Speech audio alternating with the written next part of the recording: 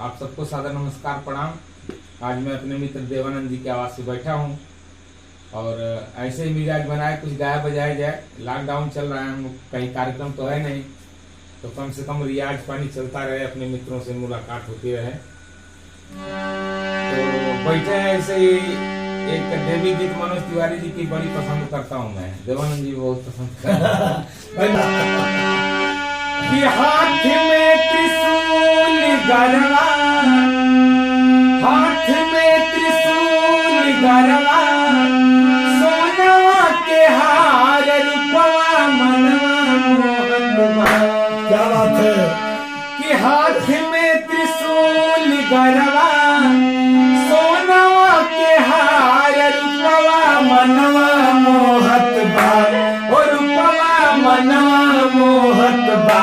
तबाड़ी शेर पर सवार रूपवा मनवा मोहतवा, बाड़ी शेर पर सवार रूपवा मनवा मोहतवा।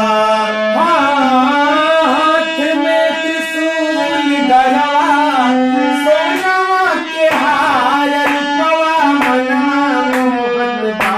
तबाड़ी शेर पर सवार रूपवा मनवा मोहतवा, बाड़ी शेर पर सवार रूपवा मनवा मोहतवा।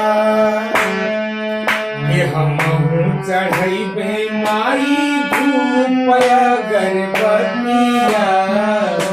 हमहू चढ़ैबे माई धूप अगरबत्तिया। हे माला फूल ढेर लागल माई के बरतिया, माला फूल ढेर लागल माई के बरतिया।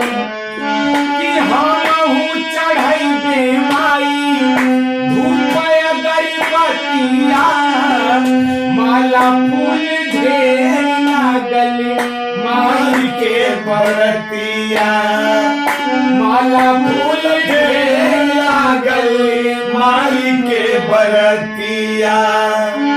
मन करे आई रोजे, मन करे आई रोजे, गाई बार बार रूपवा मनवा मोहतवा, सुरतिया मनवा मोहतवा। बाड़ी शेर पे सवार रूपवा मनवा मोहतवा। बाड़ी शेर पर सवार रूपवा मनवा मोहतवा। बहुत बहुत धन्यवाद।